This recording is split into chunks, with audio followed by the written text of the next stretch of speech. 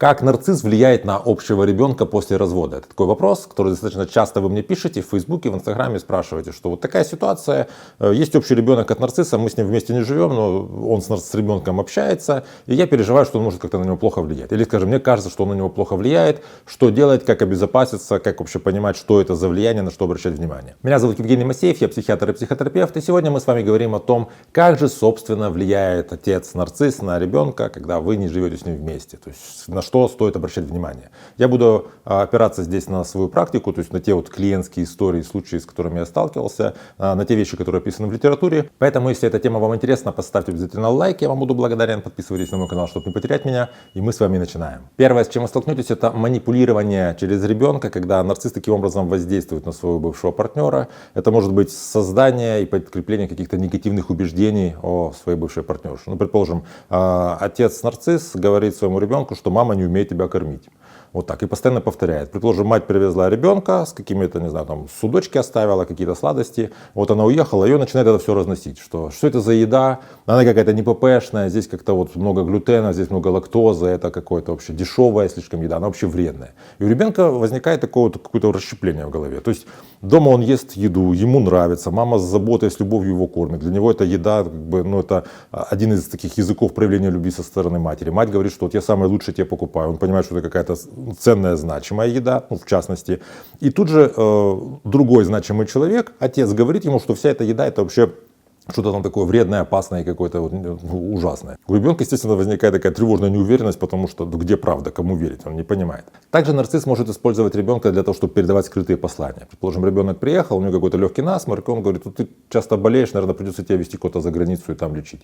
Естественно, ребенок эти слова передает маме, мама в тревогу, то есть вчера она еще старалась как-то не общаться со своим бывшим мужем, потому что была какая-то выставлена граница, и тут она в тревоге, куда-то собираются ребенка увозить, вообще что происходит, она сама ищет контакта с нарциссом, что ему было и нужно. Вторая вещь, с которой вы можете столкнуться, это когда нарцисс, бывший партнер, он как бы создает ложный образ себя, такой хороший полицейский. Вот ситуация, когда раз в 2 недели мужчина берет ребенка к себе домой, и там просто у ребенка начинается полный какой-то Диснейленд. То есть ребенок здесь вот 2 недели, он, значит, ходит в школу, его мама заставляет рано просыпаться, не знаю, там чистить зубы, то есть какой-то призывы к дисциплине.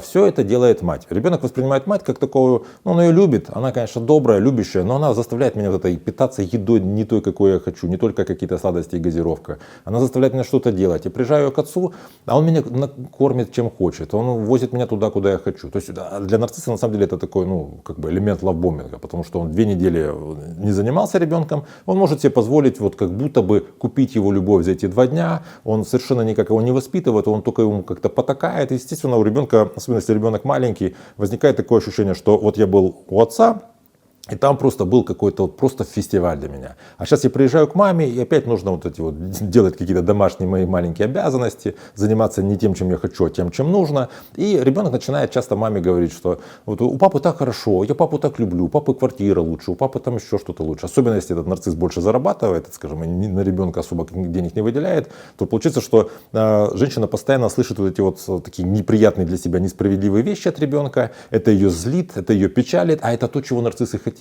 Нарцисс хочет таким образом, покупая любовь ребенка, как бы любовь такую, создавая ложную такую привязанность, еще и как-то насолить своей бывшей, что смотри, он сейчас к тебе приедет и будет рассказывать, как мы с ним там, не знаю, катались на каких-то там американских горках, на которые ты просто не можешь себе позволить пойти, потому что тебе некогда. Третья вещь, с которой вы можете столкнуться, она чем-то похожа на предыдущую. Обычно бывает, когда ребенок стал чуть постарше, там такой младший подростковый возраст, когда отец пытается заработать дешевый авторитет тем, что вот он такой понимающий, все позволяющий, такой принимающий. Опять же, нарцисс может себе это позволить в ситуации, когда он проводит меньшее количество времени с ребенком. Скажем, ребенок приезжает, начинает говорить, что у него есть какие-то проблемы, а он говорит, неважно, это все, ты не переживай, что у тебя что-то не получается, потом получится. Или, скажем, у него есть какие-то задания там на выходные. Да расслабься, сколько там твоей жизни, успокойся, все хорошо, потом сделаешь, главное, что ты человек хороший. Или там, скажем, мама запрещает там гулять допоздна, там в 9 часов нужно возвращаться. Возвращайся, смотри, можешь до 10 гулять нормально. То есть он как будто бы больше разрешает, он больше как бы потакает ребенку, учитывая, что не он большую часть времени его воспитывает, не он большую часть времени занимается этим вот уходом каким-то, то он как будто бы, по сути, он разбазаривает ту дисциплину, которая вот настраивает мать, таким образом получая вот этот дешевый авторитет. То есть такие вот возникают дни искренности и откровенности с отцом, такие редкие, когда ребенок приезжает и говорит что-то, о чем он не может говорить с матерью, потому что с матерью может быть конфронтация определенная, знаете, особенно у подростка. Я не хочу это делать, ты должен это делать, я хочу играть в игры, нет, ты пока не сделаешь уроки, я тебя забираю, у тебя там, не знаю, планшет или компьютер отключаю. Приезжает к отцу, он говорит, слушай, ну вот у меня есть приставка, смотри, ты же взрослый человек, я тебя понимаю, я тебе верю. Если ты считаешь, что тебе нужно играть, и ты потом все сделаешь, просто играй, потом все сделаешь. То есть будь на изи. То есть таким образом ребенок из вот такой атмосферы, такой поддерживающей конфронтации попадает в ситуацию такого полного потакания, полного такого мягкого болота. Четвертая вещь, с которой вы можете столкнуться, это нестабильное воспитание. Для ребенка на всем протяжении очень важно, чтобы вот родительские фигуры, родители были такими фигурами устойчивыми, постоянными, ясными, последовательными и надежными. То есть я знаю, что вот папа, он справедливый, он бывает строгий, но он, скажем, меня всегда защитит. И вот он бывает таким эмоционально теплым, особенно, скажем, ну пускай там 3 раза в год всего, на Новый год, на день рождения, еще там на какой-то праздник. Но вот так бывает всегда. На это я могу рассчитывать, и вот я знаю, что он такой. Или мама, вот она мама заботливая, теплая, она такая бывает иногда эмоциональная, иногда излишне эмоциональная, но в принципе она вот такая вот, ну, всегда присутствующая в моей жизни. И вот когда ребенок опирается на знание, что у него есть вот эти 2 родительских фигуры, очень таких ясных и понятных, он может, опираясь на них, как-то выстраивать какую-то свою устойчивую психику. В случае с нарциссом ребенок видит отца, который, вот, скажем, на выходные там мне улыбается, дарит подарки, говорит, что он меня любит, а, скажем, когда я ему посреди недели звоню, он может просто не взять трубку. Или он берет трубку, говорит, я тебе перезвоню, сбрасывает и не перезванивает. Или я ему написал, а он там 3 дня не отвечает. И у ребенка возникает вот такое вот расщепление, так а какой на самом деле мой отец?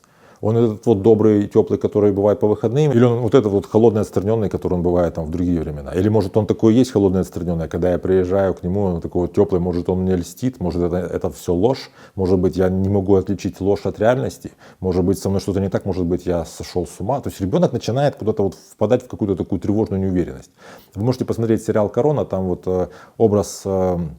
персонаж принца Чарльза так вот выписан. То есть тоже он находится в ситуации, когда он получает, это называется такое шизофреногенное послание. То есть я тебя люблю, иди ко мне, а я занят, отойди от меня. Подойди сюда, ты хороший, уйди отсюда, ты плохой. Эти послания противоречивы, но посылаются как бы почти что одновременно, и у ребенка возникает такой вот развал головы. То есть он не понимает вообще, что с ним происходит, он не может на себя опираться в такой ситуации. Пятая вещь, с которой вы можете столкнуться, это подрыв авторитета матери нарциссом. Прежде чем продолжить, я хочу сказать очень важную вещь. У меня есть курс про отношения, возможно, вы знаете, скоро стартует 4-й поток. Мы там разбираемся в том, что такое разрушительные отношения с нарциссом, как понять, что ты в них находишься, как из них выйти максимально экологично, чтобы не было последствий, и как восстановиться после выхода из отношений с нарциссом. Потому что часто бывает так, что вот женщина вышла из отношений с нарциссом, вроде бы как о нем уже чуть-чуть и забыла, но новые отношения построить не может, потому что у нее как бы такой постнарциссический ПТСР. То есть я либо ищу для новых отношений опять же нарцисса, потому что не проработана травма, либо я как бы нахожу людей вроде как бы каких-то адекватных, но нахожу в них какие-то тонкие нарциссические такие черты и тут же из этих отношений выхожу. То есть опять же для этого нужно все это прорабатывать. Информация о курсе есть у меня по ссылке в описании под видео, поэтому смотрите, если вам интересно, присоединяйтесь, буду рад вас видеть. Итак, пятая вещь, с которой вы сталкиваетесь, это подрыв авторитета матери. Ну, тут все понятно. У ребенка есть отец, мать, он понимает, что они живут не вместе, и даже если он там не понимает, что и там есть какая-то конфронтация, эмпатически он все прекрасно чувствует. И у нарцисса идея простая. Если я буду унижать и как-то снижать значимость авторитета матери, то мой авторитет будет, ну, по умолчанию как бы более лучший. Такая схема несложная. И, соответственно, нарцисс начинает всяческими уничижительными способами высказываться по поводу методов воспитания матери. Предположим, ребенок говорит: а мама мне разрешает выпить колу, когда я смотрю мультики. И он говорит: так кола — это напиток для дебилов, ты что, не понимаешь? От нее бывает диабет. Твоя мама сама как с мусорника питается, и тебя хочет угробить. Ну, ребенок постоянно это слушает. Или там, скажем, не знаю, ребенок что-то ест, а он говорит: а что ты ешь все с хлебом? Ты что, с колхоза, что ли? Это мама твоя с Мусхасранска приехала, там где асфальта нет, тебя этому научила. Ты же как бы, ну, у тебя моя фамилия, ты как бы нормальный же человек. У нарцисса же есть идеи своей элитарности, какой-то особенности. Ешь как, ну, как нормальные люди, что ты как это нищета все с хлебом ешь.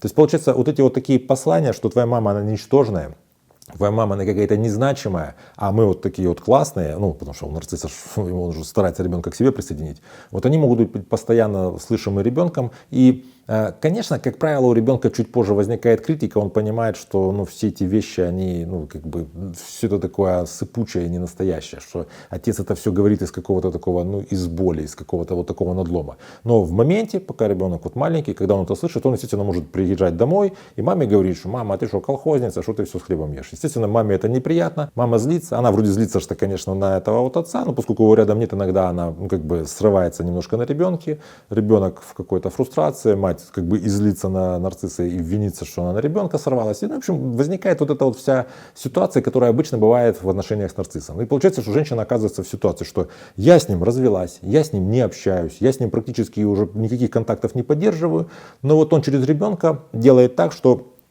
не знаю, я как будто бы опять же в этих отношениях оказываюсь. Я не удовлетворена, я думаю не о том, как себе выстраивать жизнь, не о том, как вот получить удовольствие, а о том, как вот он гадости какие-то делает. И опять же, я вроде бы как нахожусь в отношениях с нарциссом, как так же, если бы я прям с ним жила в одной, не знаю, квартире, в одном пространстве. Поэтому, если вы не понимаете, как в этом разобраться, чувствуете, что есть какие-то вот такие вопросы, которые возникают, и вы просто не понимаете, как их самостоятельно решить, обращайтесь ко мне на консультацию, я постоянно с этим работаю, ко мне люди обращаются, вот есть такая ситуация, были отношения с нарциссом, мы с ним не общаемся, но вот чуть-чуть через какие-то вот дыры, щели он пролазит и как-то удается ему как-то меня токсичить. Пишите мне личные сообщения, у меня под каждым видео есть ссылки на соцсети, у меня там пишите, мы с вами договариваемся и смотрим. Там иногда бывает необходимо пару консультаций, чтобы, так сказать, акценты какие-то расставить. Иногда бывает нужна длительная терапия, тут уже все индивидуально, так сказать, как вам нужно, смотря какие у вас запросы, чего бы вы хотели. Также напишите, пожалуйста, в комментариях, если вот у вас есть такая ситуация, что вот общий ребенок с нарциссом, как он влияет в вашем опыте, вот этот человек влияет на вашего ребенка, с чем вы сталкиваетесь. Это будет очень важным дополнением. Я вам буду очень благодарен.